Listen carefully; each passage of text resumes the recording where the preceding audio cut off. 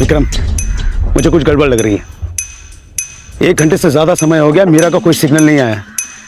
एक काम करो, फार्म हाउस के पीछे वाली टीम से कहो कि वो फार्म हाउस के पीछे से अप्रोच करे। सभी लोग फार्म हाउस की तरफ अप्रोच करो। मूव।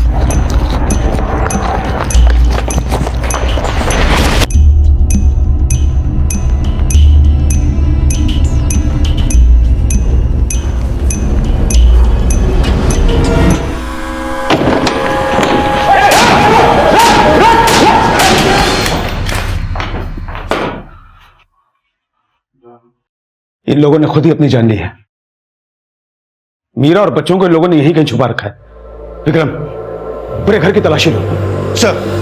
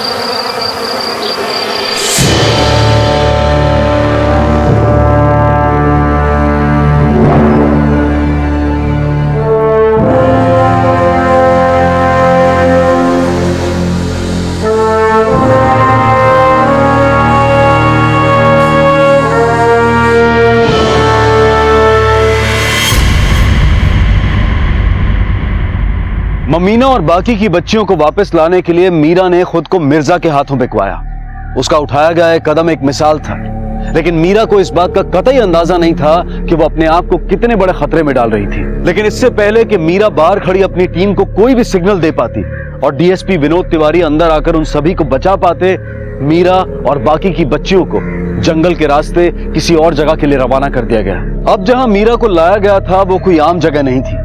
वहां पहुंचते ही मीरा को पता चल चुका था कि उसका मुकाबला किसी आम चाइल्ड ट्रैफिकिंग गिरोह से नहीं, बल्कि झारखंड के कुख्यात अपराधियों से है।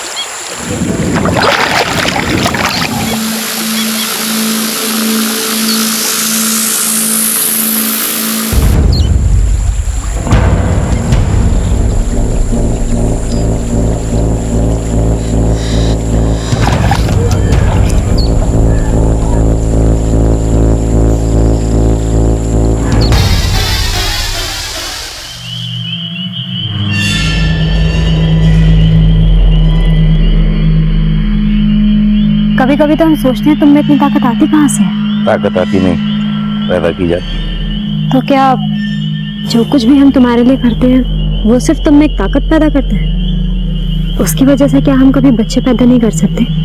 घोड़े के पैर में अगर कील ठोक दी जाए वो दौड़ना तो दूर, ठीक से खड़ा भी नहीं हो सकता है। और तुम जिस बच्चे की बात कर रही हो वो हमारे गिरोह के लिए कील साबित होगा, हमारे गिरोह की बर्बादी में ठोकी हुई आखिरी कील। पर हमारा तो बहुत मन होता है कि हमारा भी एक बच्चा हो, अब चाहे वो कील ही क्यों ना साबित हो। ये दर्द भी हमारे लिए दुनिया की सबसे बड़ी खुशी होगा। पूर्णिमा, इंसान की आबादी और बर्बादी के पीछे दो ही कारण होते हैं, या तो वो वक्त को काबू में कर ले या खुद वक्त के काबू में आ जाए। और करण को तो आज तक वक्त भी काबू में नहीं कर पाया है, तो कोई और चीज भला क्या है। हुकुम माफ कीजिए, हम बाद में आते हैं। सिर्फ तुम बाद में आना।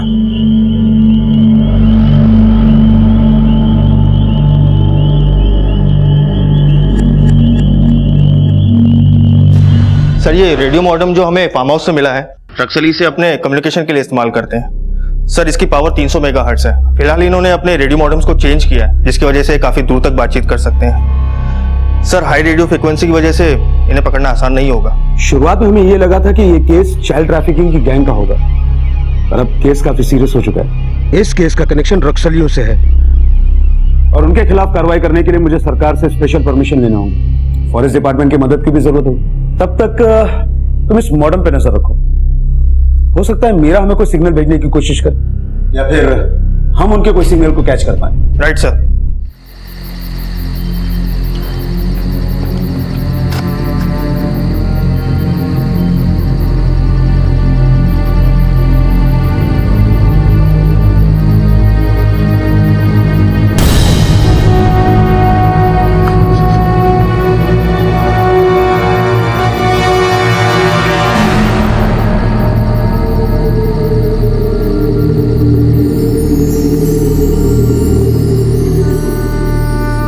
ममीना, मैं तुम सबको यहाँ से ले जाने आई हूँ। तुम्हारे साथ जो हुआ सो हुआ, और तुम्हारे अम्मा बापूजी अभी तुम्हारा इंतजार कर रहे हैं। मेरे अम्मा बाबूजी वो मेरा इंतजार कर रहे हैं। आप कौन हो? समझ लो मैं एक दीदी हूँ, और तुम्हारी दीदी तुमसे कह रही कि अब तुम्हारे साथ और कुछ नहीं होगा।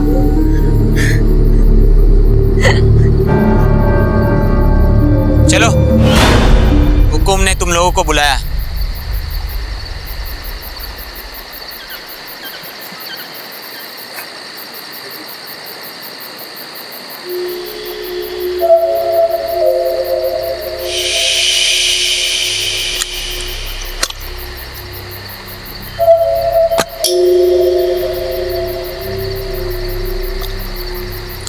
सारा सामान ले लिया ना? कुछ रह तो नहीं गया? हाँ हुकुम, सारा सामान ले लिया, कुछ नहीं रह गया। हुकुम, नया माल।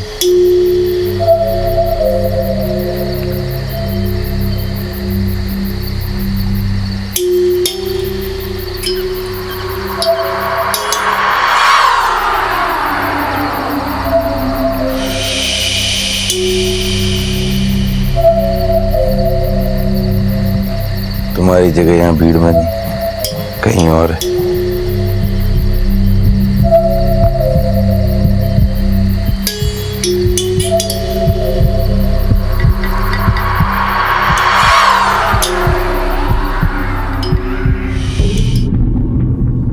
कन्नन, जो कि इस पूरे उग्रवादी गिरोह का मुखिया था, उसने इन बच्चियों को सिर्फ इसलिए अपने कब्जे में रखा था ताकि वो उन्हें अपनी भूख का शिकार बना सके। जो कुछ भी वो कर रहा था उसे बयां करने के लिए अमानवीय शब्द भी छोटा था। उसकी सोच घटिया थी और उसकी ये धारणा बिल्कुल गलत थी कि बंदूक की नोक पर वो जो चाहे करवा सकता है। मीरा अब इस गिरोह में थी। खतरा बहुत था, लेकिन मीरा डरने वालों में से नहीं थी। पर क्या मीरा अपने इस मकसद में कामयाब हो पाएगी? क्या मीरा इन मासूम बच्चियों को बचा पाएगी? क्या कन्नन को उसके किए की सजा मिलेगी?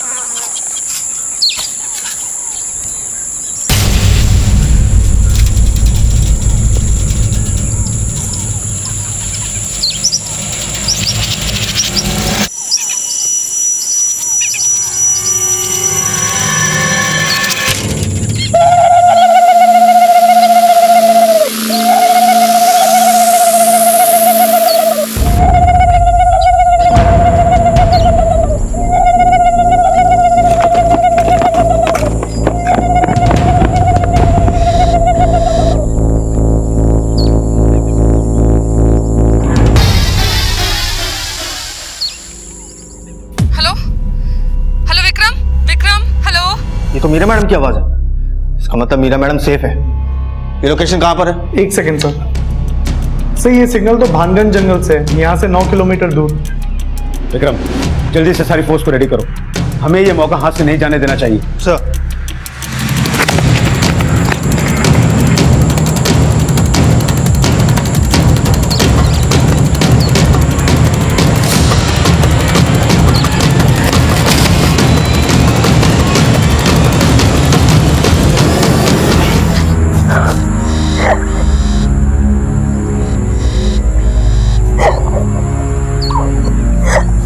दीदी हमारे साथ बस तुम्हें कुछ नहीं होगा, तुम सीधा अपने माँ बाबा के पास जाओगे। मीना, मेरी बात सुनो। हाँ, अभी हमें यहाँ से चलना चाहिए, वरना इन लोगों को शक हो सकता है।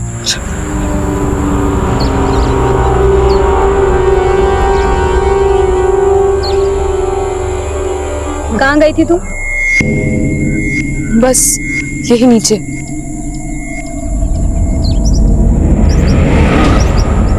मीरा को हुकुम ने बुलाया है।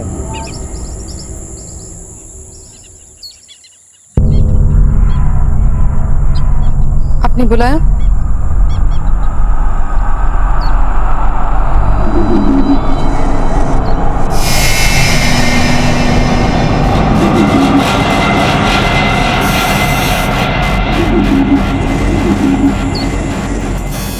अब तक मेरे दिमाग पर सिर्फ मौत का नशा था, और जब से तुम्हें देखा है, तुम्हारी ये महक, लगता है तुम मौत से भी बड़ा राज हो।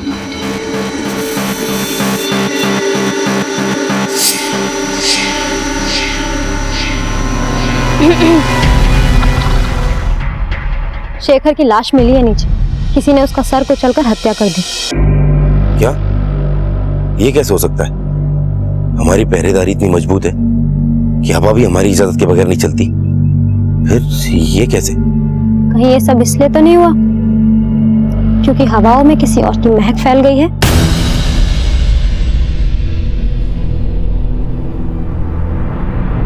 क्या मतलब? मतलब ये है कि जहाँ शेखर की लाश मिली है, मैंने इस लड़की को वहीं से आते हुए देखा। मुझे लगता है कि सब कुछ इसने ही किया है।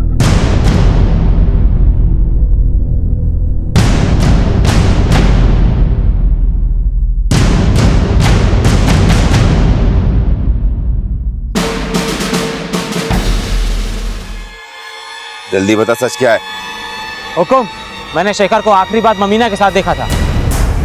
रुक जाइए, मैं बताती हूँ। मैं दरअसल नीचे गई थी, उस दौरान मुझे लगा कि शेखर किसी से बात कर रहा है। गौर से सुना तो पता चला कि वो पुलिस के साथ ही बात कर रहा था।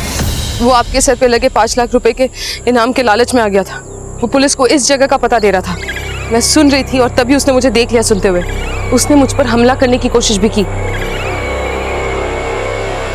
मैं मानती हूँ कि मैंने शेखर को मारा, लेकिन वो 5 लाख रुपए में बिक चुका था।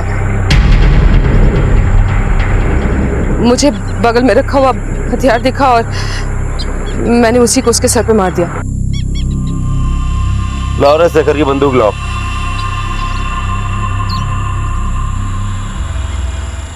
ये अपनी जान बचाने के लिए बातें बना रही है। इसे अभी के अभी खत्म कर दीजिए। सच है, झूठ लगे तो इस गलतफहमी पर भी आप मेरी जान ले सकते हैं। आप इस पर भरोसा करके बहुत बड़ी गलती कर रहे हैं।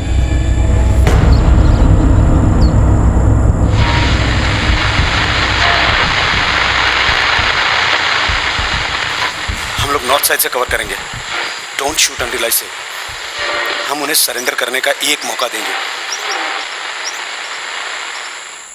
तेरी बातें सिर्फ बोली हुई हैं, लेकिन इसने करके दिखाया है। इसने साबित कर दिया है कि ये सच्ची है। अब कोई भी इसकी तरफ उंगली नहीं उठाएगा।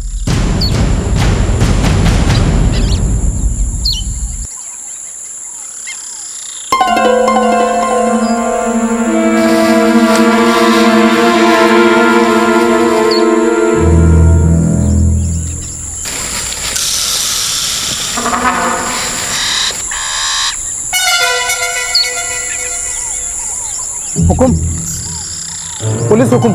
कितने हैं वो लोग? पूरी फौज है हुकुम। सारे हथियार उठा लो और एक एक लड़की के साथ जंगल में चारों तरफ फैल जाओ। इससे उन्हें हमें ढूंढने में परेशानी होगी। जल्दी करो।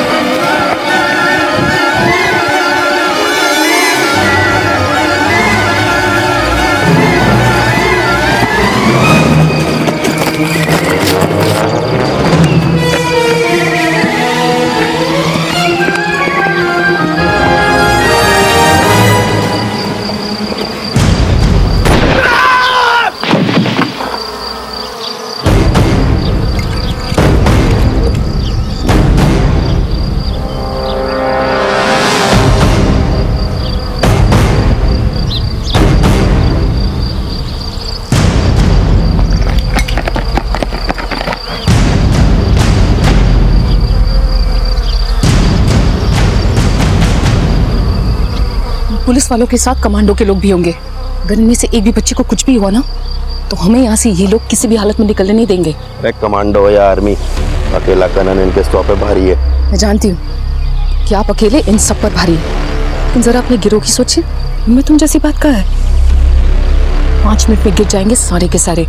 मेरे ख्याल से हमें सब लड़कियों को सुरक्षित रखना है। तुम कहो तो मैं इनसे बात करूं?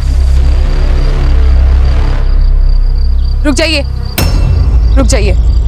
देखिए हमारे साथ कई मासूम बच्चे हैं, हमें यहाँ से निकलने दीजिए वरना एक एक करके हर बच्ची को मार दिया जाएगा। ठीक है, अगर हम तुम्हें जाने देते हैं तो इस बात की क्या गारंटी है कि इन बच्चों को कुछ नहीं होगा? ये हमारे गिरोह के मुखिया कनन के मुंह से निकली हुई बात है। एक बार को दिन रात में भी बदल सकता है पर ये नहीं बदलेंगे। Guns down.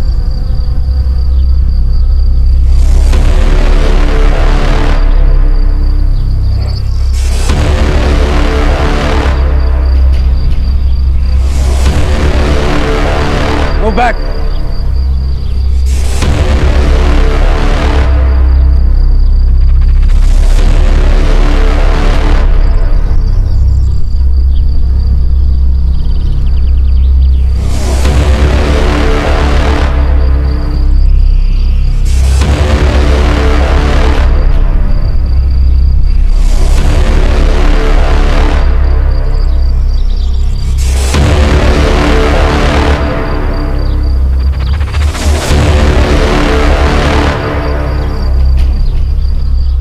ये क्या सर, हमने इनके ऊपर कोई एक्शन क्यों नहीं लिया? हमारी पहली प्रायोरिटी कन्नन को पकड़ने से ज्यादा बच्चियों की सुरक्षा है। और जहां तक मीरा को मैं जानता हूं, मीरा हरगिज ये नहीं चाहेगी कि बच्चियों को एक भी खो जाए। लेकिन अब हम क्या करेंगे सर? अब हम पूरी तैयारी के साथ इंतजार करेंगे मीरा के अगले सिग्नल का। कन्नन हमेशा ऐसे दर्शाता था जैसे कि वो बहुत निडर है, लेकिन जो इंसान छुपने के लिए छोटी मासूम बच्चियों का सहारा ले वो कभी भी निडर नहीं हो सकता। जो कुछ भी कन्नन कर रहा था वो एक बीमार दिमाग की उपज थी और इस बीमारी को काबू में पाने के लिए मीरा ने उसका विश्वास जीतना शुरू कर दिया, क्योंकि मीरा अच्छी तरह से जानती थी कि जितना कन्नन उस पर विश्वास करेगा मीरा के लिए उसे हराना उतना ही आसान होगा।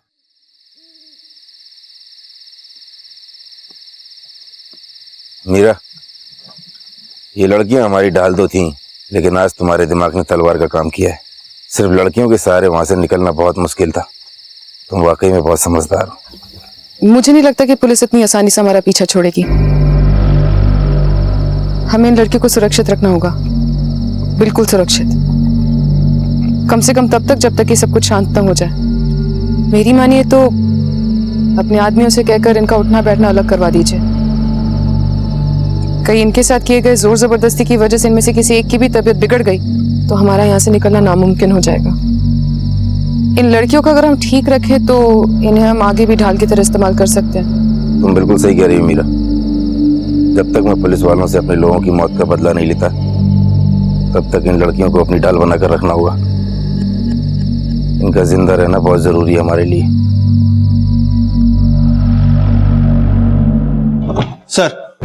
सर हमने उनके अड्डे को अच्छे से खंगाला है। सर वहाँ काफी मात्रा में दवाइयाँ मिली हैं। जैसे प्रेगनेंसी प्रोटेक्शन पिल्स। सर वहाँ हथियार तो कोई नहीं मिला, शायद हथियार वो अपने साथ ही ले गए। सर वहाँ एक सैटेलाइट फ़ोन मिला है, वो फ़ोन मैंने इंटेलिजेंस टीम को दे दिया। बहुत जल्द पता चल जाएगा कि रक्सली उस फोन से किसे फोन किया करते थे। रक्सलियों को भारी मात्रा में आर्म्स प्रोवाइड करने वालों तक हमें पहुंचना पड़ेगा। अगर हम उनकी इस सोच को खत्म कर दें तो शायद इनके साथ साथ कई और गैंग्स को भी पकड़ने में हमें मदद मिलेगी। हुकुम पुलिस प्रमोद तक पहुंच चुकी है और उस्मान को भी ना कई बार पुलिस की गाड़ी में देखे हम। हमको तो लग रहा है उस्मान के ही रास्ते प्रमोद तक पहुंची होगी पुलिस। उस्मान को कहाँ छुपा कर रखा उन लोगों ने?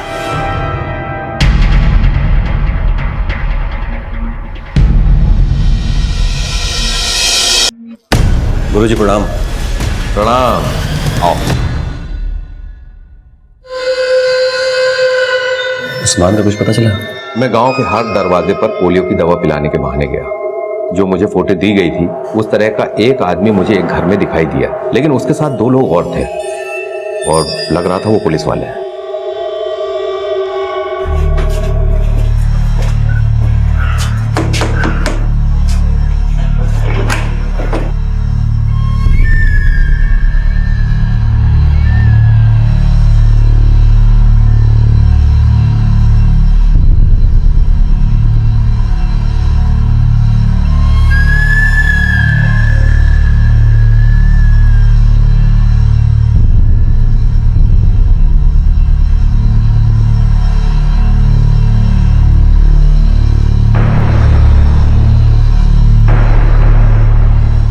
ठीक है डॉक्टर साहब, चलते हैं हम।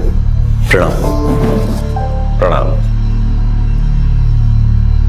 साहब, हमारी मम्मी ना कब आएगी? कैसी है वो? किस हालत में है? तुम्हारी बेटी बिल्कुल सही सलामत है और हमारी ऑफिसर मीरा के साथ में है। अब इससे ज्यादा इस वक्त मैं तुम्हें कुछ और नहीं बता सकता, बस इतना कह सकता हूँ कि उसे कुछ नहीं होगा। मीरा दिन रात उसके साथ है और उसे वापस लाने में लगी हुई। साहब, और कब तक हमें ऐसे रहना पड़ेगा? पता नहीं, डीएसपी साहब को लगता है कि तुम नक्सलों के निशाने पे हो।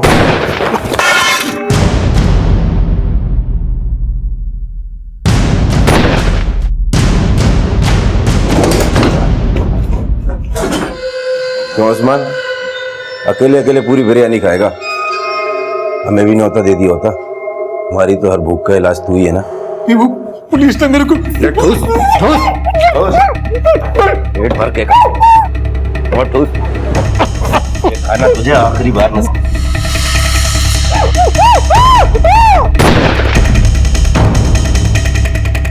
बिरयानी के साथ इसे भी चौराहे पर लटका दो ताकि लोगों को पता चले जो पुलिस की बिरयानी खाएगा उसे हमारी गोली भी खानी पड़ेगी।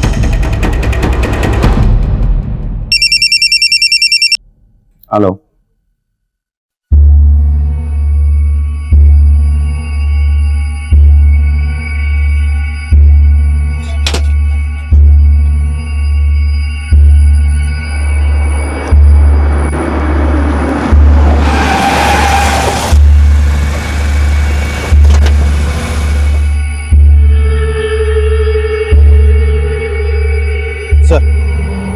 सर लाश पर से चिट्ठी मिली है।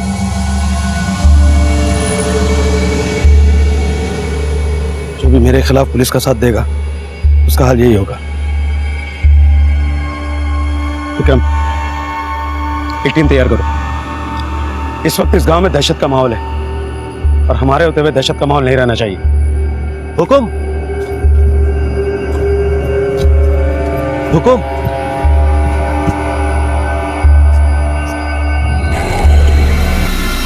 पुलिस मेरे लिए गड्ढा खोद रही थी, लेकिन सच तो यह है कि वो लोग खुद गड्ढे में जा गिरे।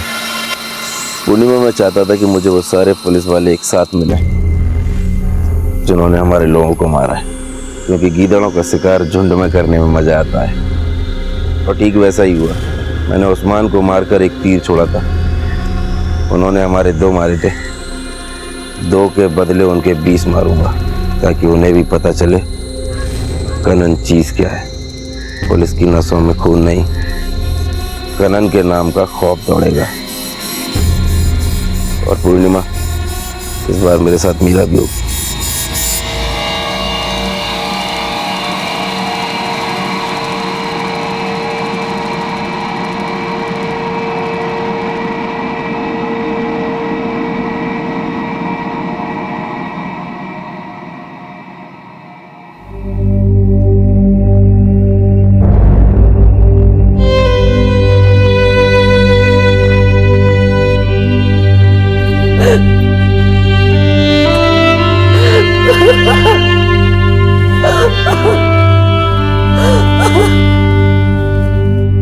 हथियार ऐसे उठाते हैं। पकड़ो।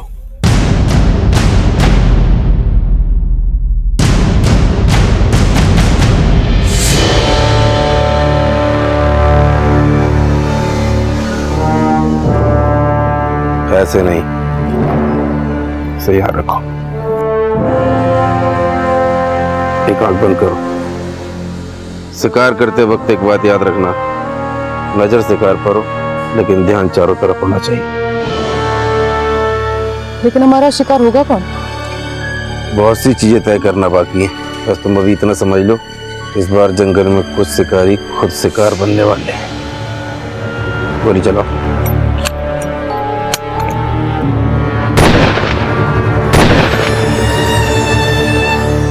कन्नन अपना जाल बिछा चुका था और उसके इरादे काफी खतरनाक थे, पर मीरा वहां उसके साथ रहकर उन मासूम बच्चियों को बचाने की तरकीब सोचने में लगी थी।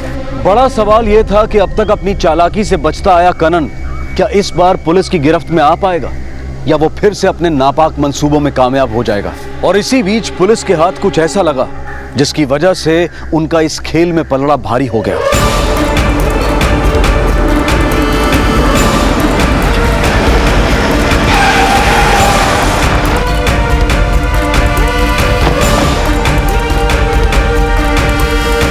प्रणाम डॉक्टर साहब। प्रणाम गुरुजी, प्रणाम। सुशांत, एक दवाइयों की लिस्ट बना ले जो गहरे घाव और दर्द में आराम देती है, क्योंकि तेरा खेल अब खत्म। पहली बार जब तुझे प्रणाम करते सुना था तो ध्यान नहीं दिया, पर तेरे कॉल डिटेल्स ने तेरे राम प्रणाम सलाम सबका मतलब समझा दिया। रक्सलियों से मिला हुआ है ना तू? तेरे कोड वर्ड्स थे ना ये उनसे बात करने के लिए। चल, अब कुछ कोड वर्ड्स हम भी तुझे सिखाते हैं थाने ले जाके। ले चलो इसे। हाँ साहब, मैं उन लोगों के लिए काम करता हूँ और उन लोगों का इलाज भी मैं ही किया करता हूँ। सुशांत, ये बात हमें पहले ही पता चल गई थी जब रक्सलियों के अड्डे से हमें वो दवाइयाँ मिली। वो दवाइयाँ जिस मेडिकल शॉप से ली गई थी वो ठीक तेरे हॉस्पिटल के बगल में है। चल जल्दी से अब वो बता दे जो हम सुनना चाहते हैं। बोल।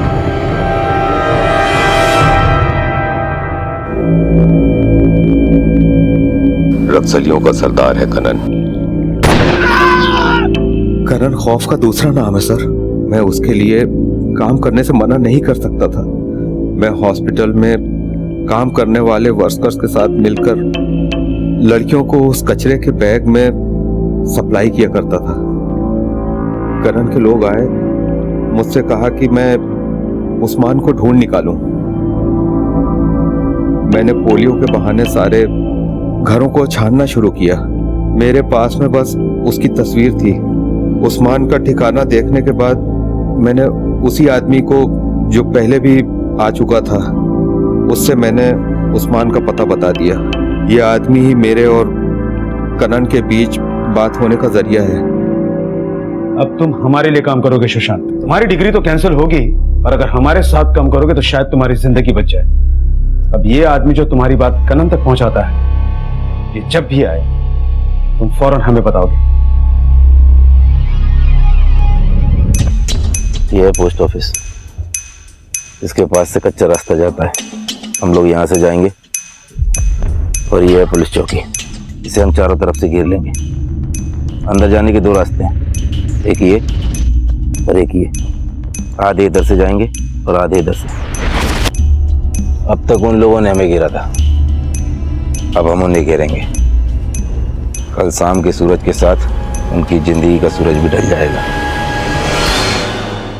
और मीरा, तुम मेरे साथ रहोगी।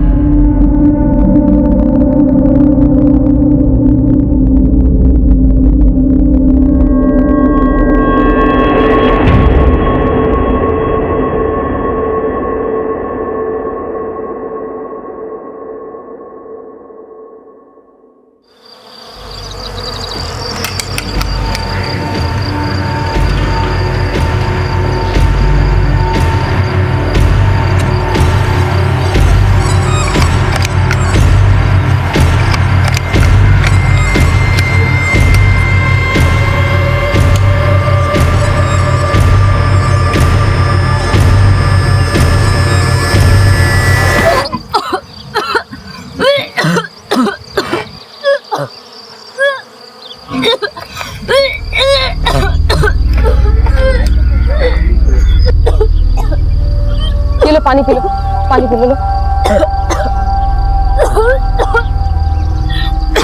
आराम से, आराम से, आराम से। ममीना की तो तबीयत सुबह से बहुत खराब है, उल्टियाँ हो रही है उसे। फौरन डॉक्टर के पास लेके जाना पड़ेगा। और अभी असम की तैयारी नहीं करोगी? मैं इसको जल्दी डॉक्टर के पास से दिखा करके लेके आ जाऊंगी, ज्यादा वक्त नहीं लगाऊंगी। ठीक है। शंभू जी हुकुम। तू मीरा के साथ जा और इस लड़की को डॉक्टर के पास दिखा कर और जल्दी आना, किसी को शक ना हो। ए सुशांत, खड़ा बात कर, उठा फोन।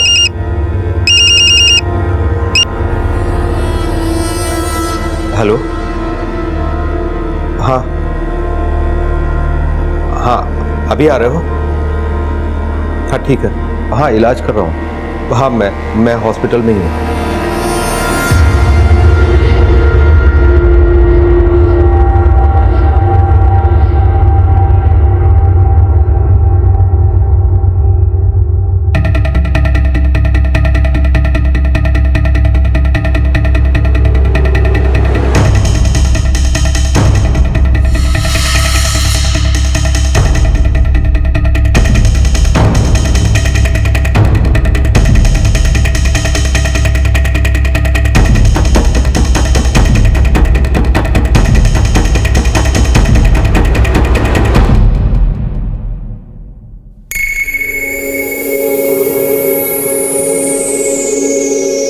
मुझे लगता है तापमान रात को 85 होगा और सुबह 23। 85, 23? हाँ, मुझे जो लगा मैंने वो बोल दिया। ज्यादा पढ़े लिखे नहीं हूं मैं। ममीना, तुम जल्दी से ठीक हो जाओ आज ही, फिर शाम को हम तालाब से 8-10 मछलियां पकड़ेंगे और आज ही पका के खाएंगे।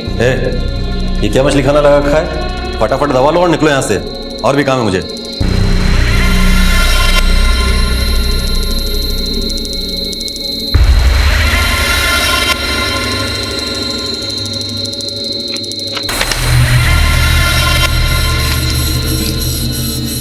ये एक गोली दिन में 2 बार। ठीक है। अच्छा,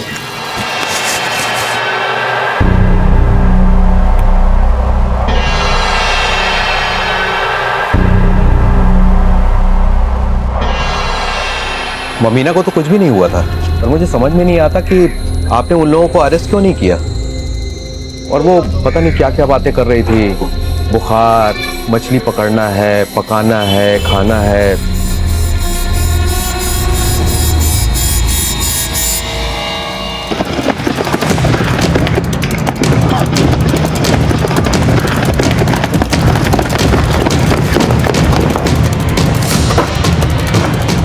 चारों तरफ फैल जाओ।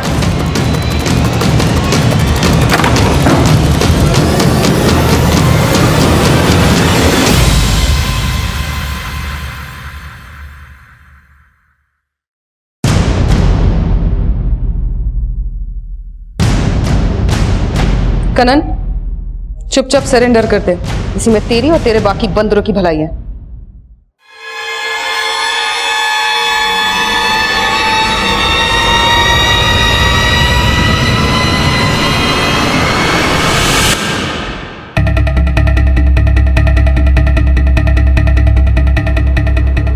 मैंने कहा था मीरा, वक्त को मैंने अपनी मुट्ठी में कर रखा है। करण को पकड़ना इतना आसान नहीं है। मुझे तो शुरू से इसका शक था, मैंने तुम्हें बताया भी, लेकिन तुम इसकी बातों में आ गई। अब किसी भी बात का कोई फायदा नहीं है, यहाँ पर सिर्फ हम लोग हैं। मुझे तो मेरी जान की परवाह है नहीं, और जहां तक मुझे पता है पुलिस ने यहाँ के हर एग्जिट पॉइंट पर अपना पहरा लगा दिया है। तू अब नहीं बचेगा। हम तुम्हें खुद को कानून के हवाले करने का एक मौका दे रहे हैं। अगर तुम चाहो तो आज बिना किसी खून खराबे के तुम्हें और तुम्हारी गैंग के लोगों को हम यहाँ से ले जा सकते हैं।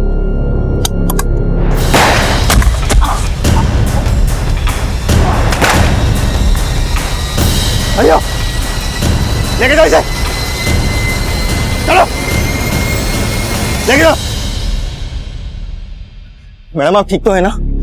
जब से आप रक्सल्स के साथ थी, हमारी टीम चैन से नहीं बैठी। विक्रम, हमारी पूरी टीम ने बहुत बहादुरी के साथ कनन नाम के इस रावण को जड़ से उखाड़ फेंका है। थैंक यू, तुमने मेरे इशारे को बहुत अच्छा समझा था। वो क्लू बड़ा अच्छा था। तापमान के जरिए लैटिट्यूड्स और लॉन्गिट्यूड्स बताना। सर मुझे तो वो आइडिया तब आया था जब मैं ममीना को डॉक्टर के पास दिखाने के लिए लेके गई थी। मुझे वहाँ पे उनका एक मैप दिख गया था। कनन इतना शातिर है, उसको पूरा इलाका रटा हुआ है और उसने अपना प्लान किसी को नहीं बताया था, सब कुछ उसके दिमाग में था। मछलियों की बात तो मैंने इसलिए की थी क्योंकि हम नदी के रास्ते आने वाले थे और 10 मछलियां मतलब 10 रक्सल। और सर मीरा मैडम के साथ काम करते हुए मुझे इतना वक्त हो गया कि इनके दिए इशारे समझना मेरे लिए मुश्किल नहीं है और हम ही जानते थे कि इनके इशारे सिर्फ हम ही समझ सकते हैं। Good job. Thank you sir.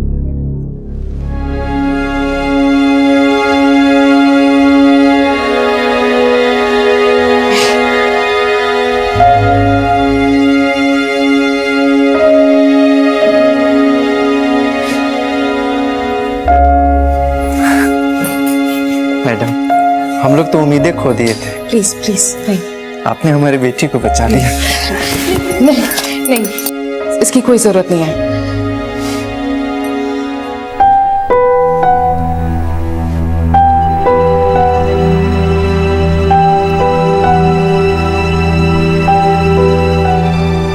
ममीना और बाकी की बच्चियों को बचाने के लिए मीरा अपनी जान पर खेल गई। अपनी जान की परवाह किए बगैर उसने कनन जैसे कुख्यात अपराधी का डटकर सामना किया। अब तक दुनिया से बचता आया कनन आखिरकार मीरा के फेंके हुए जाल में जा फंसा।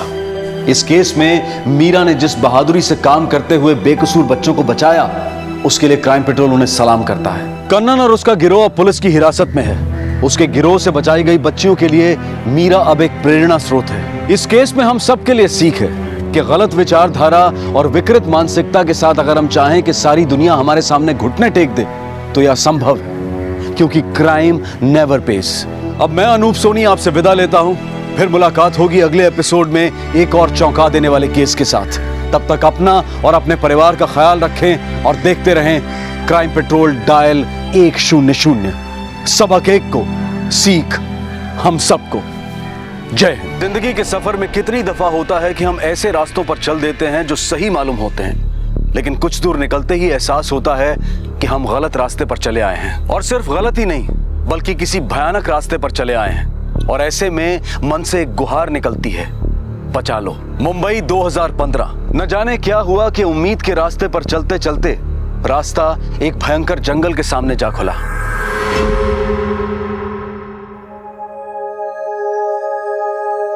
चैट तो बहुत हो गई, अब ये भी बता दे मिल कब रहे हैं हम? 6 महीने हो गए हैं। सब्र करो बेबी। एग्जाम से मेरे अगले हफ्ते से। फाइनल सेमेस्टर ना? यस, फिर इंजीनियरिंग खत्म और नौकरी शुरू। पार्टी।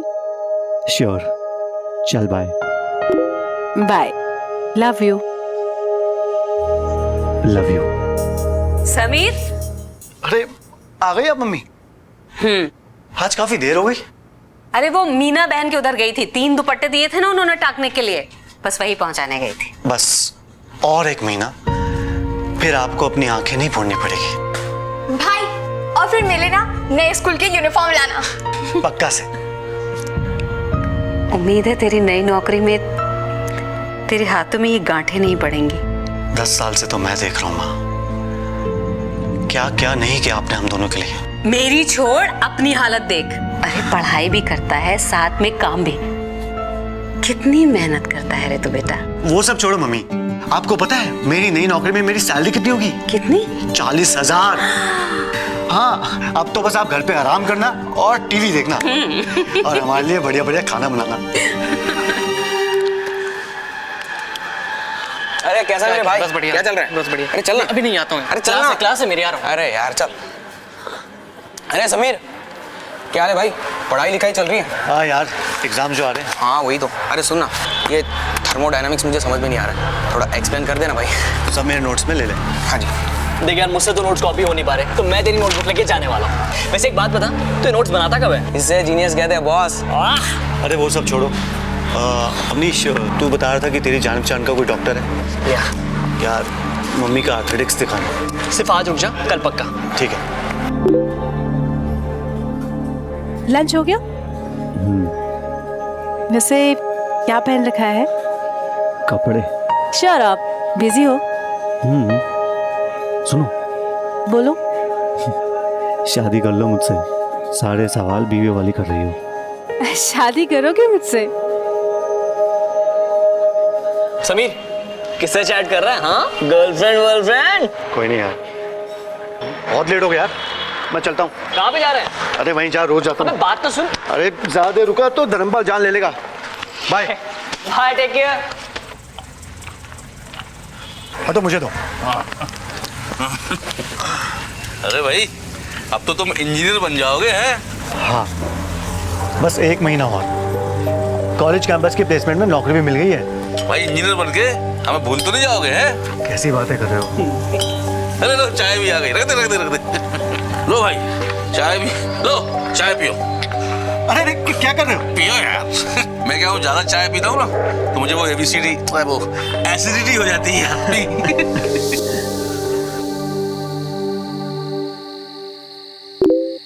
हाय, जवाब तो दो, कहाँ हो?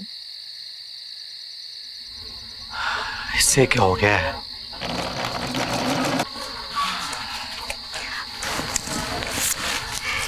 ये रखो। समीर भाई 1 मिनट। बोल। समीर भाई मुझे ना ये डिफरेंशियल समझा दो ना प्लीज।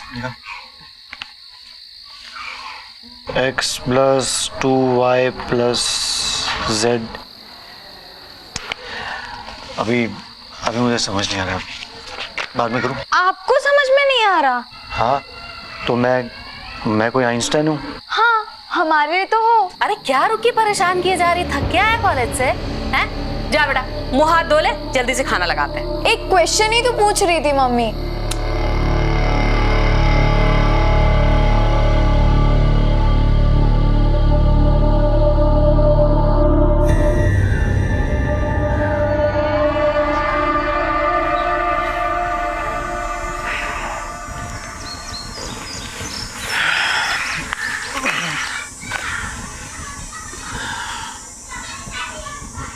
अरे ये तो डिस्चार्ज है।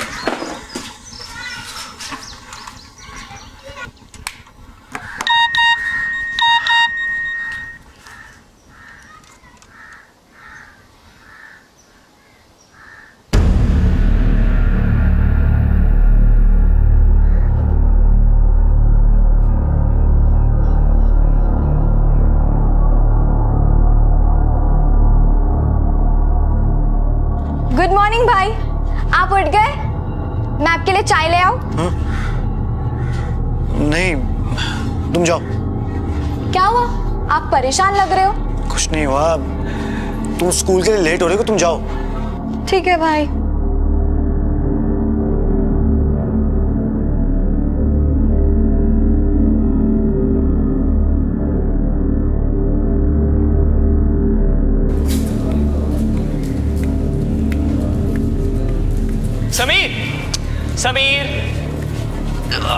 समीर, तुझसे बात कर रहा हूँ, कहाँ खोया हुआ है? लगता है तुझे फोन एडिक्शन हो गई है। क्यों?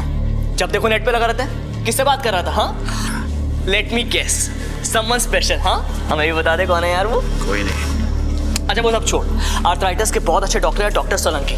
पापा ने उनसे बात कर ली। तुझे टाइम मिला तो आंटी को लेकर चले जाना, और अगर टाइम ना हो तो मुझे बता देना, मैं लेके चला जाऊंगा। ठीक है। अरे इसे क्या हुआ? नो शुक्रिया, नो थैंक यू।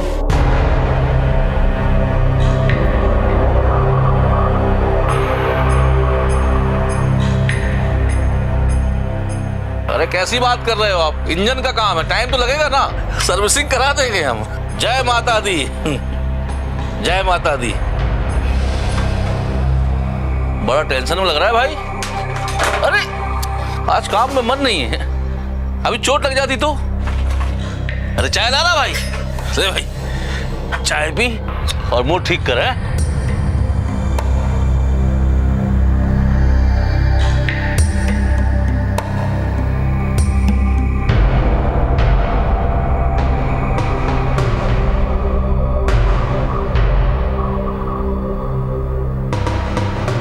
समीर,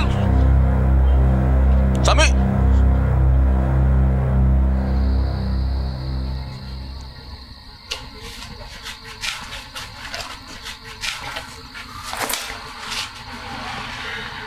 पानी पिलाना। जी।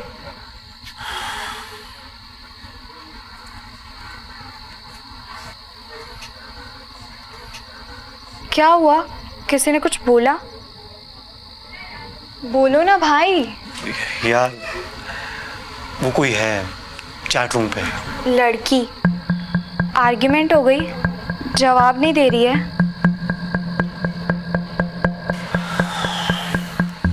भाई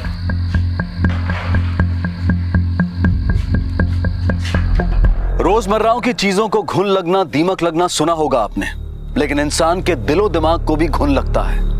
चिंता, स्ट्रेस और दुविधाओं का घुन। समीर को भी कोई चिंता, कोई बात दीमक की तरह अंदर ही अंदर खाए जा रही थी। एक पॉजिटिव और खुश मिजाज लड़का दिन ब दिन गुमसुम, अकेला और इंट्रोवर्ट होता जा रहा था। घर वालों और दोस्तों के पूछने पर भी समीर अपने मन की बात किसी से शेयर नहीं कर रहा था। कई हफ्ते गुजर गए और अचानक एक दिन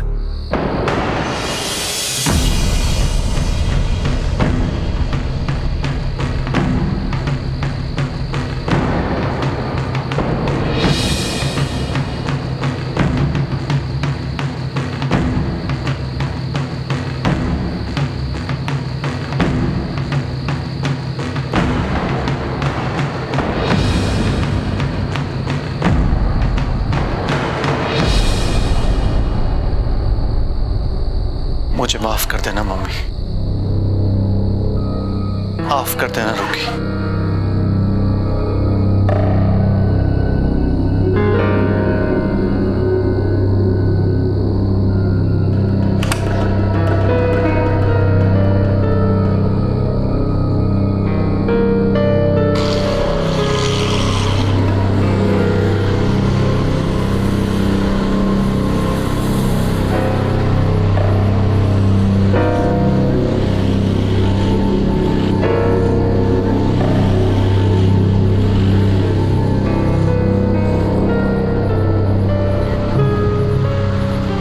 सिंथिया,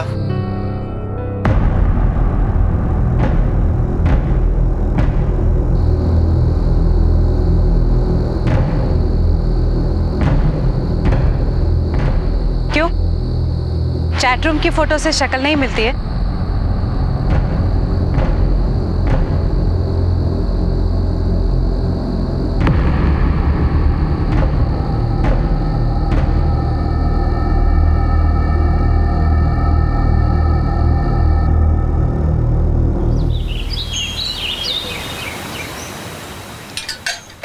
समीर,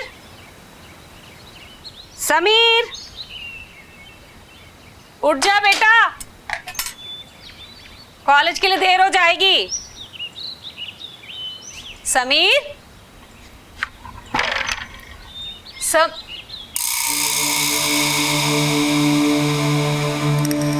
कहाँ चला गया लड़का? रुकी, रुकी। जी मम्मी। भाई का? मुझे नहीं पता।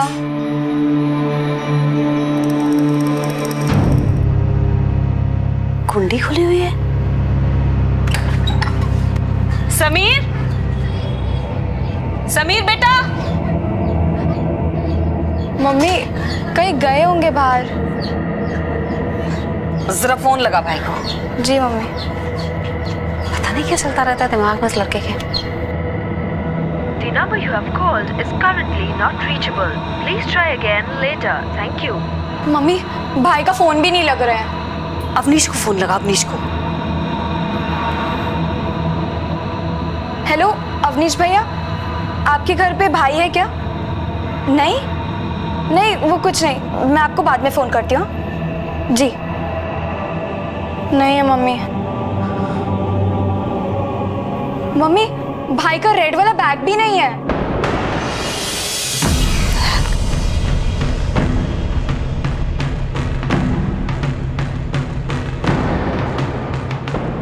कपड़े? ये कपड़े क्यों ले गया? समीर को देखा तुम लोगों ने? लेकिन तुम लोग के साथ तो उठता बैठता है ना वो। देखा ही नहीं उसको। मम्मी अवनीश भैया आ गए। आंटी गैरेज में भी पता कर लिया, कुछ नहीं पता चला। भैया कॉलेज में अपने बाकी लोगों से पूछा? आज संडे है, कॉलेज की छुट्टी है, लेकिन मैं जितने लोगों को जानता था सबसे पूछा। चैट रूम पे किसी से टेंशन भी चल रही थी उनकी। ये तो मैंने भी देखा था। उसने कुछ बताया? आई मीन किससे बात कर रहा था? कुछ भी आइडिया? हाँ, कोई लड़की थी।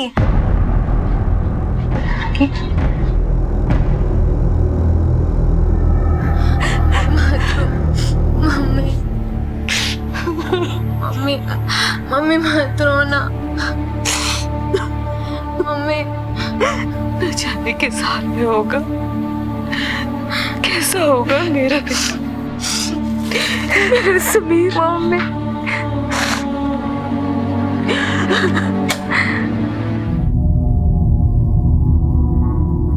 भैया भैया कुछ पता चला? नहीं आंटी, मुझे लगता है कि हमें पुलिस को इन्फॉर्म कर देना चाहिए। I mean, हम समीर को कहाँ ढूंढेंगे? पुलिस समीर को आसानी से ढूंढ पाएगी। समीर से किसी की कोई रंजिश, कोई झगड़ा वगैरह? जी नहीं, बहुत ही भला लड़का है। आपने बताया समीर जाते समय सामान ले गया, मतलब पूरी तैयारी के साथ गया है। जी। समीर की जिंदगी में कोई लड़की, कोई लव अफेयर वगैरह? हाँ, वो भाई किसी के साथ चैटिंग करते थे और बहुत परेशान भी थे, लेकिन कभी कुछ बताया नहीं। कोई लड़की थी? जी। लड़की का नाम वगैरह कभी बताया? भाई ने तो कभी कुछ नहीं बताया। तुमने पूछा नहीं? पूछा था। अच्छा, समीर का कॉलेज में किसी लड़की के साथ कोई लव अफेयर वगैरह? सर मेरी नज़र में तो कोई नहीं है, बाकी सभी उसके दोस्त थे। अच्छा स्टूडेंट है, क्लास का टॉपर है, सभी की हेल्प करता है वो। शिंदे सर, इनसे समीर की फोटो लेके आसपास के सभी थानों में सर्कुलेट करवा दो और इनसे इनका मोबाइल नंबर भी ले लेना। हम ढूंढने की पूरी कोशिश करेंगे, जैसे कुछ पता चलता है आपको बता देंगे। हो सकता है समीर यहीं कहीं आसपास निकला। बगैर बताए तो वो बाजार भी नहीं जाता। गए हुए 4 दिन हो गए उसे।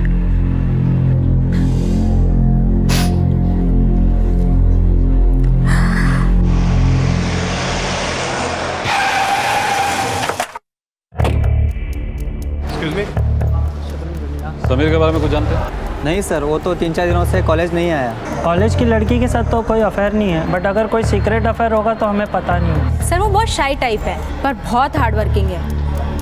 गर्लफ्रेंड का तो पता नहीं, पर हाँ अम्मी शर्मा उसका बेस्ट फ्रेंड है। ठीक है, आप लोग जाइए। शिंदे सर, यहाँ तो कुछ खास सुराग मिला नहीं।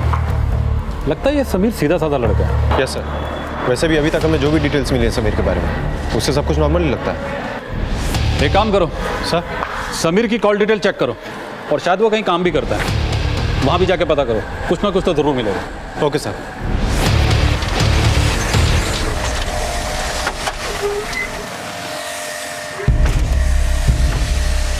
यहाँ धर्मपाल कौन है? साहब मैं ही धर्मपाल हूँ साहब। समीर यहीं काम करता था? जी साहब यहीं काम करता है, लेकिन साहब पिछले 10 दिनों से आया नहीं साहब। कैसा लड़का है वो? बहुत अच्छा लड़का है साहब, है पढ़ाई भी करता है, मेहनत भी करता है और पार्ट टाइम में हमारे यहाँ काम भी करता है साहब। साहब पूरे परिवार को संभाल के रखा है उसने साहब। इधर उससे किसी से कोई बातचीत, मतलब कोई ऐसा आदमी जिससे वो ज्यादा बात करता हो? मालूम नहीं साहब।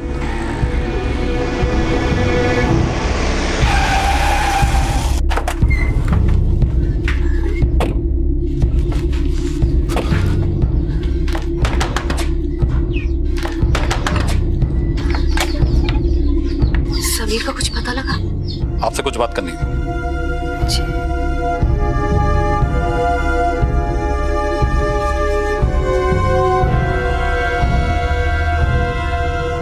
ये समीर के पिता? जी, रोड एक्सीडेंट में। हम कॉलेज गए थे। ये अवनीश को कब से जानते हैं आप लोग? बचपन का दोस्त है समीर का, स्कूल में साथ पढ़ते थे दोनों साथ। सर समीर का कुछ पता चला? तहकीकात चल रही है। समीर का कमरा कौन सा है? जी आए सर।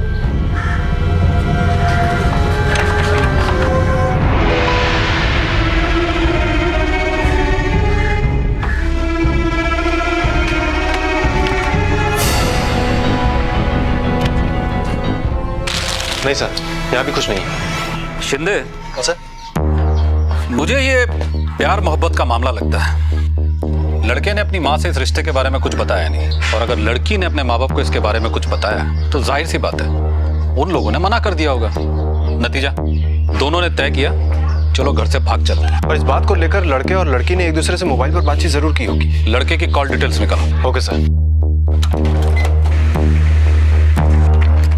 सर समीर के कॉल रिकॉर्ड्स। समीर ने ज्यादातर अपनी माँ से, गैराज के मालिक धर्मपाल से और अपने दोस्त अवनीश शर्मा से ज्यादातर बात की है। इसमें किसी लड़की का कोई नंबर नहीं है सर। शिंदे, हो सकता है कि फोन लड़की के नाम पे रजिस्टर्ड ना हो। मुझे तो लगता है कि लड़का और लड़की दोनों शहर छोड़कर निकल चुके हैं। भागकर दोनों ने शादी कर ली है और कुछ ही दिनों में वो लोग वापस भी लौट आएंगे। लड़की इस शहर से नहीं है। अगर होती तो उसके माँ बाप ने उसकी गुमशुदगी की रिपोर्ट आसपास के किसी ना किसी थाने में जरूर करवाई होती, लेकिन ऐसा हुआ नहीं है। मतलब साफ है, मुझे ये मामला संगीन नजर नहीं आ रहा है। परिंदे उड़ते उड़ते दूर आसमान में निकल जाएं तो शाम तक उनके घर लौटने की उम्मीद रहती है, लेकिन जब इंसान जबरन घर छोड़कर चला जाए तो हादसे की गुंजाइश बन जाती है। पुलिस ने समीर को हर मुमकिन जगह तलाशा, घटना की संजीदगी को देखते हुए कार्रवाई की, लेकिन सिंथिया और समीर दोनों बालिग थे। उनका भाग जाना कोई गुनाह, कोई अपराध नहीं था।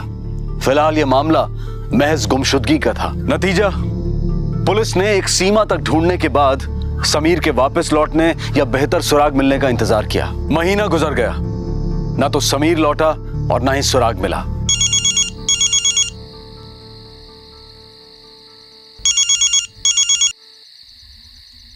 हेलो अम्मी, कौन बोल रहा है? अस्सलाम वालेकुम अम्मी। समीर?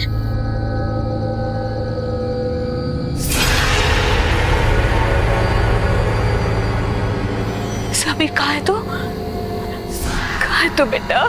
जंग के लिए निकल रहा हूँ अम्मी, जंग के लिए। जंग? कैसी जंग? कौन सी जंग? कौम की जंग अम्मी, कौम की जंग। कैसी कौम? कौन सी कौम? क्या बोले जा रहा है तू? अपनी कौम अम्मी, अपनी। समीर, मेरी बात सुन बेटा, बेटा घर वापस आ जा। बहुत थक गई हूँ तुझे ढूंढते ढूंढते बेटा। तेरी अम्मी तेरे बगैर मर जाएगी। सुनिए, घर लौटा। तू कहाँ है? मुझे माफ कर देना अम्मी, अब तो जन्नत में ही मुलाकात होगी, जन्नत में। रुखसाना को मेरा प्यार देना अम्मी। अल्लाह हाफिज। क्या नाम शनाब बोले जा रहा है तू? समीर, समीर सुन मेरी बात सुन बेटा। बेटा तू कहाँ है? तू घर वापस आ जा। समीर, समीर सुन।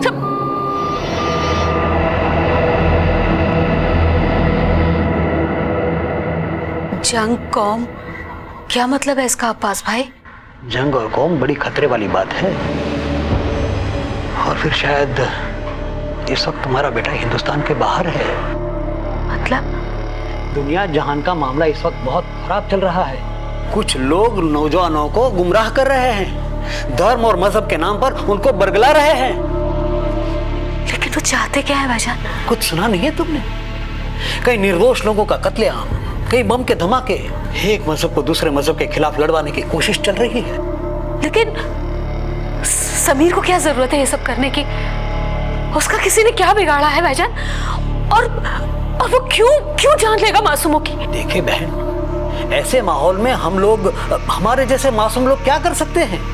कुछ लोग चंद मुनाफे के लिए ये वैशी खेल खेलते हैं, गुमराह नौजवानों को अपना मोहरा बना रहे हैं और मजहब को बरगलाने का सामान। दरअसल मेरे लाड प्यार ने बिगाड़ दिया है उसे। डांटती नहीं हूं ना कभी, उसी का नतीजा अब की बार आए ऐसी डांट लगाऊंगी क्या अकड़ ठिकाने आ जाएगी उसकी। पता नहीं अब वो लौट पाएगा भी या नहीं।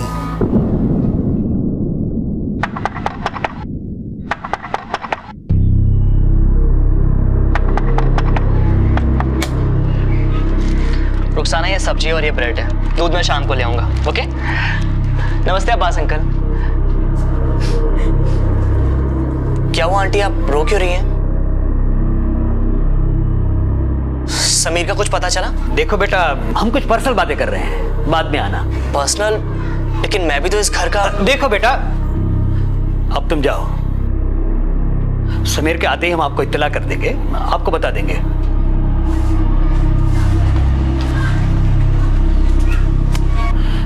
देखो, किसी पे भरोसा मत करना, इस बात का जिक्र किसी से मत करना, समझ गए ना?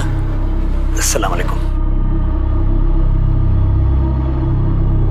बच्चे माँ बाप के सुनहरे सपनों की मंजिल होते हैं, लेकिन समीर की खबर एक भयानक सपने की तरह उसके परिवार को झकझोर गई। घर से बिन बताए निकला समीर ये कहां पहुंच गया था? सबके साथ मिलजुल कर रहने वाला समीर कैसे कौम और जंग की आंधी में फंस गया था? ये सारी बातें बेहद जरूरी जांच पड़ताल की थी, लेकिन कहते हैं ना, बद अच्छा और बदनाम बुरा। और बदनामी के डर से समीर की मां ने एक रिश्तेदार की सलाह पर पुलिस को इस बात की खबर नहीं की। समीर की मां के लिए अब हर दिन रात जैसा काला था और हर पल खौफ का मंजर, जहां मौत उसके बेटे को हर वक्त घेरे हुए थी। सीरिया में हुए आतंकी हमले की चौतरफा निंदा हो रही है।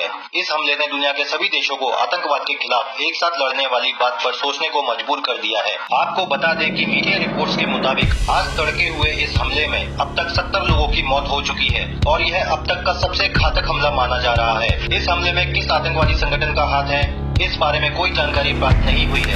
ये सब क्या देख रही हो तुम? अपना समीर भी तो है वहाँ। 70 लोग मारे गए, लोगों के टुकड़े टुकड़े कर दिए लोग। कोई है घर में? क्या बात है, समीर गहरे जाएगा कि नहीं आएगा? वो अपने खाला के घर गया हुआ है पुणे। हमसे तो कह रहा था कि एग्जाम है, अभी आप कह रहे कि खाला के यहाँ गया है। जी इतला करती हूँ उसे, आ जाएगा 1-2 दिन में। आए तो भेज दीजिएगा।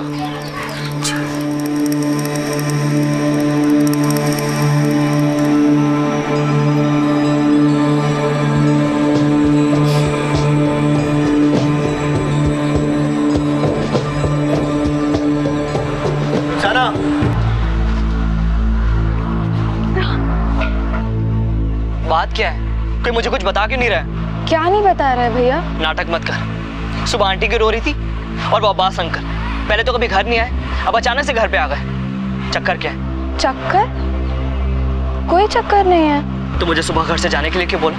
तुम लोग मुझसे कुछ छुपा रहे हो। बताओ रुखसाना, क्या? ऐसी कोई बात नहीं है, और अगर कुछ होगा तो हम आपको खबर करेंगे।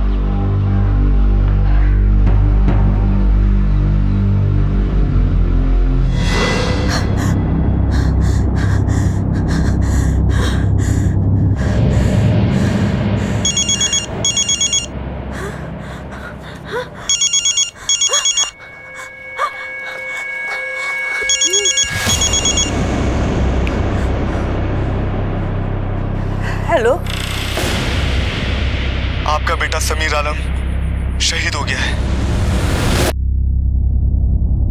हेलो हेलो हेलो, कौन बोल रहा है? हेलो मम्मी, क्या हुआ? मम्मी बोलो ना, क्या हुआ? मम्मी बोलो ना। समीर मर गया, अपना समीर मर गया।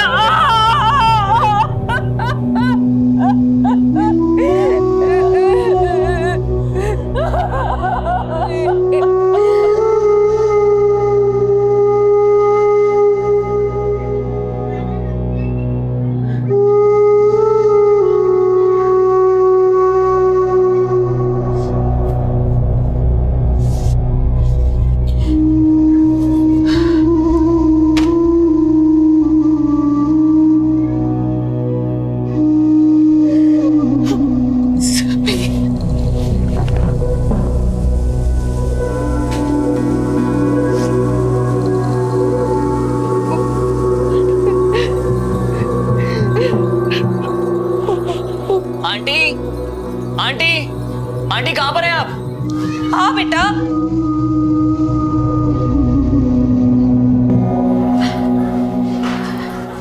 आंटी क्या हुआ, आप रो क्यों रही हैं?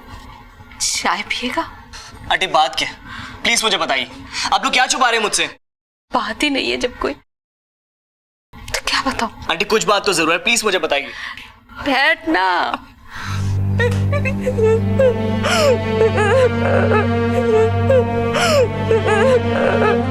रुखसाना क्या हुआ? रुखसाना कुछ बोल, क्या हुआ? समीर भैया क्या? आंटी रुखसाना क्या बोल रही है? जंग के लिए निकल रहा हूं मम्मी, जंग के लिए। कैसी जंग? कौन सी जंग? कौम की जंग अम्मी, कौम की जंग। हेलो, आपका बेटा समीर आलम शहीद हो गया है। आंटी, हमें पहले पुलिस को इन्फॉर्म कर देना चाहिए था, लेकिन एटलीस्ट अभी तो इन्फॉर्म कर सकते हैं ना। ज्यादातर अपराध सतर्कता की कमी की वजह से होते हैं। ज्यादातर अपराध कानून को विश्वास में ना लिए जाने की वजह से होते हैं। इंसान से गलती होती है, उसका सुधार भी हो सकता है, लेकिन अगर गलती को नजरअंदाज कर दिया जाए तो वो लाइलाज हो जाती है। समीर से गलती हुई, कानून को खबर नहीं हुई और समीर की मौत हो गई। अब समीर की मां अवनीश के कहने पर पुलिस के पास पहुंची। पुलिस के लिए अब एक भयानक और जटिल मामला पेश होने को था। समय पर खबर नहीं देकर बहुत बड़ी गलती की आप लोगों ने। 1.5 महीने से आपका बेटा समीर आलम गायब है और जब आपको फोन आया तो आपको पता चला कि वो शहीद हो गया, वो भी किसी जंग में। एक बात बताइए, समीर खुद होकर घर से गया था? नहीं ना, कोई तो था उसके कांटेक्ट में जो उसे बरगला रहा था। जब पहली बार आपको उसका फोन आया तो आपको हमें बता देना चाहिए था। तभी डर गए थे हम, समझ में ही नहीं आ रहा था क्या करें। जरा सोच के बताइए, समीर किसी के कांटेक्ट में था जिससे उसका मिलना जुलना होता हो, बातचीत होती हो? कोई शख्स, कोई नाम? कोई नहीं था ऐसा।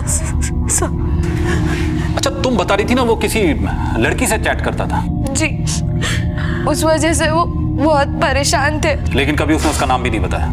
नहीं। एक बात बता दूं मैं आपको, ये आपके एक बेटे का ही मसला नहीं है, बल्कि पूरे देश की सिक्योरिटी का मसला है। आपका बेटा समीर जिस किसी भी लोगों के कांटेक्ट में है, वो देश और समाज के लिए एक बहुत बड़ा खतरा है। कोई भी कॉल आपको आए, संदिग्ध बात करे, आप हमें जरूर बताएं। शिंदे सर, हेडक्वार्टर को इस केस के बारे में तुरंत खबर करता हूँ। समीर आलम की फैमिली और उसके दोस्त अवनीश शर्मा के मोबाइल को सर्विलेंस पर डाल दो। Okay sir. ये समीर आलम किसी लड़की से नेट पे चैट किया करता था। उसकी बहन से उसकी ईमेल आईडी और उसके चैट रूम अकाउंट की आईडी लो और हमारे साइबर क्राइम सेल से तुरंत इसकी छानबीन कराओ। पता करो कि ये किस किस साइट पे जाता था और किस किस से चैट किया करता था। Right sir. सर, केवल समीर ही इनके निशाने पे नहीं होगा, बल्कि और भी कई मासूम इनके निशाने पे होंगे। बिल्कुल, यहाँ रिक्रूटमेंट रैकेट चल रहा है। क्राइम ब्रांच और इंटेलिजेंस ब्यूरो दोनों को खबर कर दो। ये बड़ा ही संगीन मामला है। हमें पता लगाना होगा कि समीर कहां कहां जाता था और किस किस से मिलता था।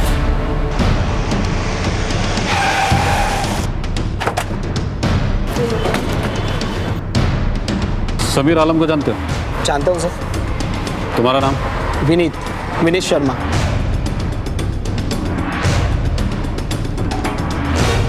क्या नाम है तुम्हारा? भानु सिंह। सुनो जी। तुम्हारा नाम क्या है? वसीम अख्तर। समीर को जानते हो? जी, मैकेनिकल में हमारे साथ ही था सर। वैसे कुछ दिनों से यहाँ पर आया ही नहीं है। क्यों सर? वो तो नहीं मालूम। समीर ने तुमसे कभी कोई खास बात वगैरह की हो? जी, वो एक्चुअली मेरा सर क्लास है। ये एक संगीन मामला है, पुलिस की मदद करो। समीर ने कभी तुमसे कोई खास बात वगैरह की हो? सर, कभी कभी उल्टी सीधी बातें करता था सर, बस। अरे अपने बारे में सोचना बंद करो और कौम के बारे में सोचो। दुनिया भर में जंग चल रही है, कितना जुल्म हो रहा है अपनी कौम पर। इरफान, तू तो न्यूज़ देखता है ना, बच्चे बुजुर्ग औरतें सबको मारा जा रहा है। यार, पर अपने देश में तो नहीं हो रहा ना। तू पागल हो गया समीर। कौम अपनी जगह है, बट वी आर इंडियंस। और अवनीश तेरा बेस्ट फ्रेंड है, वो तो अपनी कौम का नहीं। उसे गोली मार सकता है? Can you kill him? जो टॉकिंग क्रैप। और हाँ, जो लोग कौम और जंग की बातें करते हैं ना, उनका एक पर्सनल मोटिव होता है।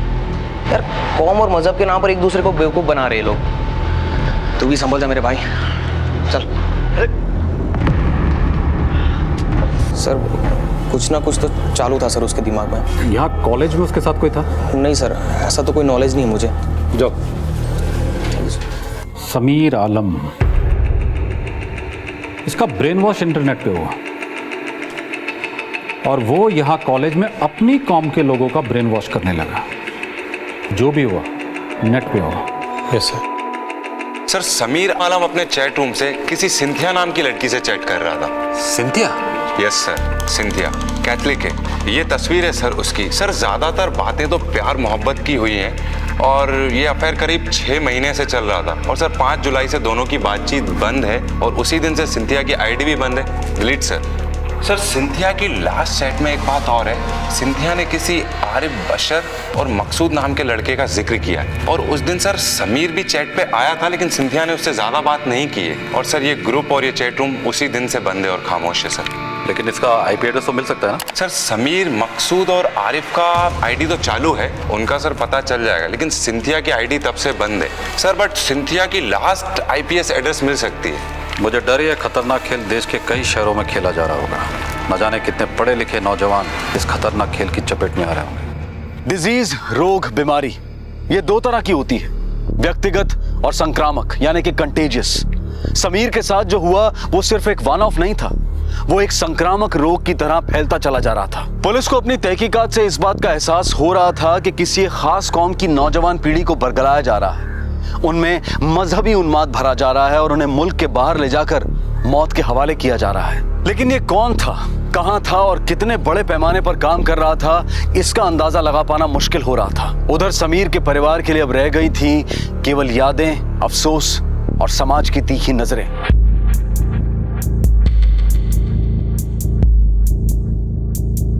ये तुम्हारा ही बेटा था ना?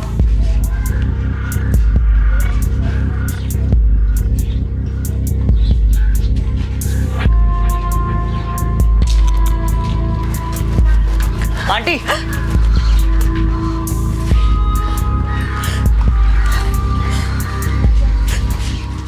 वो पर में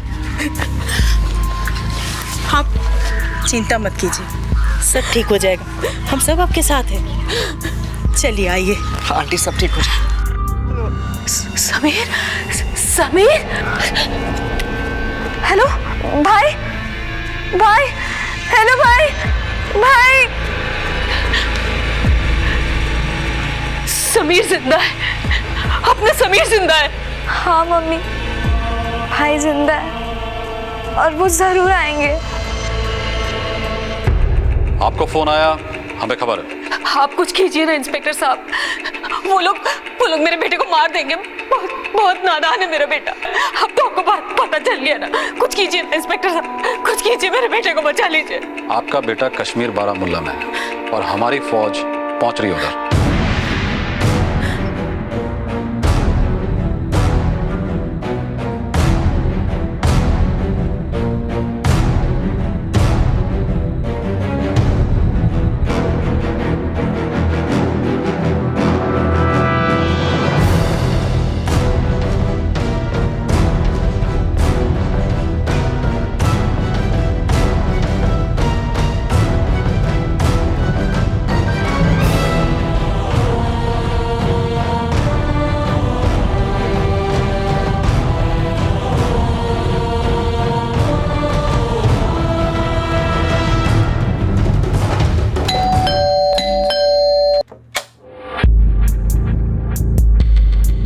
मकसूद सैयद कहाँ है? वो अजमेर शरीफ गया हुआ है। अजमेर शरीफ गया है या किसी जंग पे गया है? साहब कुछ खबर नहीं, कुछ पता नहीं कि वो कहाँ पर है। आपने पुलिस को पहले खबर क्यों नहीं की? हम डर गए थे साहब। पहले तो उसने कहा कि हम अजमेर शरीफ जा रहे हैं, बाद में उसने फोन किया कि जंग पे जा रहे हैं। 1 महीने से उसका कोई पता नहीं है। कुछ बोला नहीं उसने। 1 महीने से उसके सर पे कोई धुन सवार थी साहब। पूरे दिन कंप्यूटर पे लगा रहता था और एक दिन बिना बताए निकल गया साहब। फिर फोन आया, मेरे बेटे को कोई बरगला रहा है साहब। अच्छी खासी अकाउंटेंसी की पढ़ाई कर रहा था वो, पता नहीं क्या हुआ साहब। सर इसमें कुछ तस्वीरें हैं जो श्रीनगर से आई हैं। ये आपके बेटे की तस्वीर है?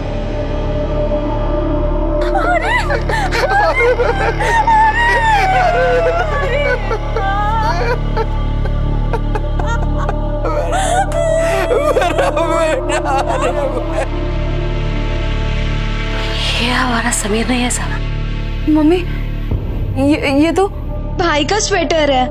याद है आपने उनको पिछले साल खरीद के दिया था जब वो कॉलेज की तरफ से ऊटी जा रहे थे।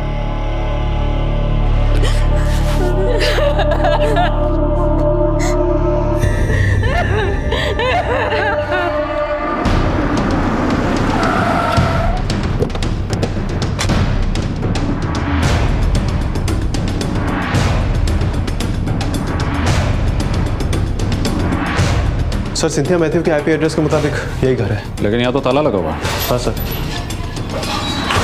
एक्सक्यूज मी, जी आप इसी फ्लोर पे रहती हैं? जी हाँ। क्या आप बता सकती हैं ये लोग कहाँ गए? जी ये हमारे पड़ोसी थे, अभी 1 महीने पहले शिफ्ट हो गए, तब से ये मकान खाली है। यही है वो? यही है वो, फातिमा नूरानी। फातिमा? जी हाँ। ध्यान से देखिए, ये सिंथिया मैथ्यू है। नहीं नहीं, ये फातिमा नूरानी है, इसका एक बेटा भी है और इसके पति शायद किसी कंपनी में इंजीनियर है। आपको यकीन है कि ये फातिमा ही है? जी हाँ, साल भर से इधर ही रह रही थी। ये लेडी हाउसवाइफ है, very nice family. Thanks. Very nice Shinde. लगता है मामला बहुत बड़े रैकेट का है।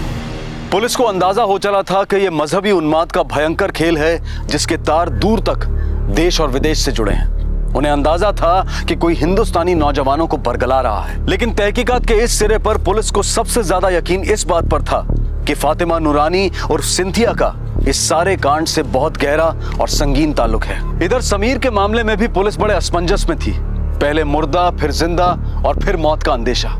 लेकिन क्या समीर वाकई मर चुका था?